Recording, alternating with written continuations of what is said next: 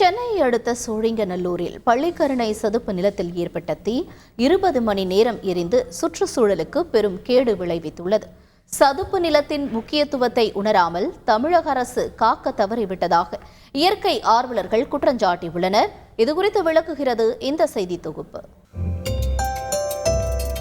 சென்னை சோழிங்கநல்லூர் சட்டமன்ற தொகுதிக்குட்பட்ட பகுதியில் அமைந்துள்ளது பள்ளிக்கரணை சதுப்பு நிலம்.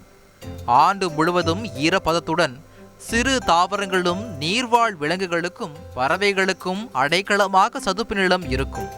கடலில் இருந்து சில கிலோமீட்டர் தொலைவில் பள்ளிக்கரணை சதுப்பு நிலம் உள்ளதால் சென்னை மாநகரின் முக்கியமான வெள்ள நீர் வடிகாலாக அமைந்துள்ளது.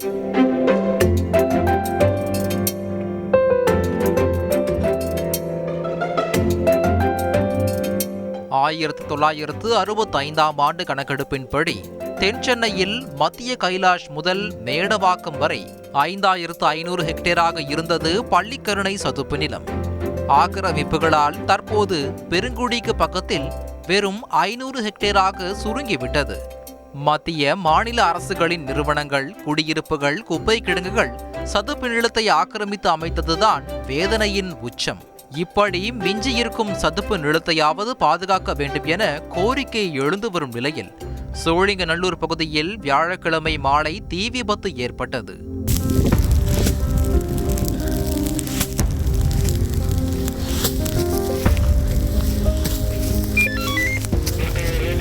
தொடர்ந்து தீ பரவிக்கொண்டே இருந்ததால் மறுநாள் வெள்ளிக்கிழமை மாலை 20 மணி நேரத்திற்கு பிறகு தீயணைப்பு துறையினர் தீயை அணைத்தனர். இந்த விபத்தில் சதுப்பு நிலத்தின் பெரும்பாலான பகுதிகள் எரிந்து சாம்பலாக மாறியதோடு கடும் புகை வெளியேறி தென் சென்னையில் புகை மூட்டம் பரவி பொதுமக்களுக்கு மூச்சு திணறலும் ஏற்பட்டுள்ளது.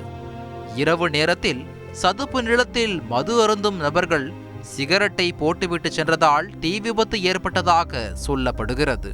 இரவுகள் நேரங்களில் பார்த்தீங்கன்னா இந்த இடத்துல இருக்கக்கூடியவர்கள் மது அருந்ததாகவும் புகைப்பிடித்து அந்த புகையோட தூக்கி போட்டதாகவும் அதன் மூலயமா தீ பரவிச்சுன்னு சொல்கிறாங்க.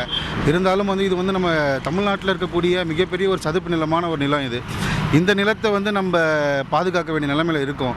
இது ஒரு புறம் இருக்க, கடந்த டிசம்பர் மாதம் வெள்ளத்தால் நிரம்பி வழிந்த பள்ளிக்கரணை சதுப்பு நில பகுதியில் நீர்வளத்துறையால் அமைக்கப்பட்டுள்ள மழைநீர் வடிகாலும் தீ விபத்துக்கு காரணமாக இருக்கக்கூடும் என இயற்கை ஆர்வலர்கள் கருதுகின்றனர்.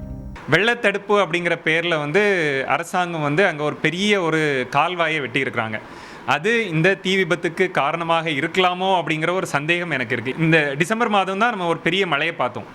அந்த மழையில் இந்த டைமில் கொஞ்சமாவது அங்கே தண்ணி இருந்திருக்கணும். சதுப்பு நிலம் அப்படிங்கிறது ஒரு வெட்லேண்ட் அப்படின்னு சொல்கிறோம். வெட்லேண்டுன்னா அது வருடம் முழுவதும் வெட்டாக இருக்கணும், அப்போ தான் வெட்லேண்டு. அந்த வெட்டாக இருக்க வேண்டிய லேண்டு அதில் இருக்கக்கூடிய நீரை வெள்ளத்தடுப்பு அப்படிங்கிற பேரில் ஒரு பெரிய கால்வாய் வெட்டி உடனே நம்ம ட்ரெயின் பண்ணிட்டோம் அப்படின்னா இவ்வளவு பெரிய மழை பெய்தும் அங்கே தண்ணி எதுவும் தேங்குறதுக்கான வாய்ப்பு இல்லாமல் போயிருக்குது. இந்த தண்ணீர் முழுமையாக வறண்டு போனது அங்கே தாவரங்கள் அதிகமாக வளர்கிறதுக்கும் இந்த வெயிலில் அது கூடுதல் பாதிப்பு ஏற்படுத்துறதுக்கும் வாய்ப்பாக இருந்திருக்கும் அப்படிங்கிறது எனக்கு ஒரு சந்தேகமாக இருக்குது. ஆக்கிரமிப்பு மற்றும் குப்பை கிடங்கால் சுருங்கி மிஞ்சியிருக்கும் பள்ளிக்கரணை சதுப்பு நிலத்தையாவது பாதுகாக்க அந்த நிலங்களை வனத்துறையின் கட்டுப்பாட்டில் ஒப்படைக்க வேண்டும் என கோரிக்கை விடுக்கின்றனர். குப்பை கிடங்கு அமைச்சிருக்குது. பயோமைனிங் பேரில் அந்த குப்பைகளை அப்புறப்படுத்தினாலும் கூட அந்த நிலத்தை இதை கையாள தகுதி வாய்ந்த வனத்துறைகிட்ட ஒப்படைக்காமல் மாநகராட்சியை கையில் வச்சுட்டு இருக்கிறாங்க. இது அரசுக்கு இந்த சதுப்பு நிலத்தை மீட்பதில் அக்கறை இல்லையோ அப்படிங்கிறது மாதிரியான ஒரு சந்தேகத்தை உருவாக்குது. அப்போது அரசு இந்த விஷயத்தில் தலையிட்டு தீவிரமாக இந்த சதுப்பு நிலத்தை முழுமையாக வனத்துறைகிட்ட ஒப்படைத்து அதை பாதுகாக்க வேண்டியது நிச்சயமாக ஒரு அவசியமான விஷயமா நம்ம பார்க்குறோம். தற்போது ஏற்பட்ட இந்த தீ விபத்தில் ஏராளமான உயிரினங்கள் இறந்திருக்க வாய்ப்பு உள்ளதால் இனி இது போன்று நடக்காமல் இருக்கவும், சுற்றுச்சூழலை பாதுகாக்கவும், பள்ளிக்கரணை சதுப்பு நிலத்தை பாதுகாக்க அரசு தனி கவனம் செலுத்தி நடவடிக்கை எடுக்க வேண்டும் என்று இயற்கை ஆர்வலர்கள் வலியுறுத்தியுள்ளனர். செய்திகளை உடனுக்குடன் தெரிந்து கொள்ள உடனே சப்ஸ்கிரைப் பண்ணுங்க.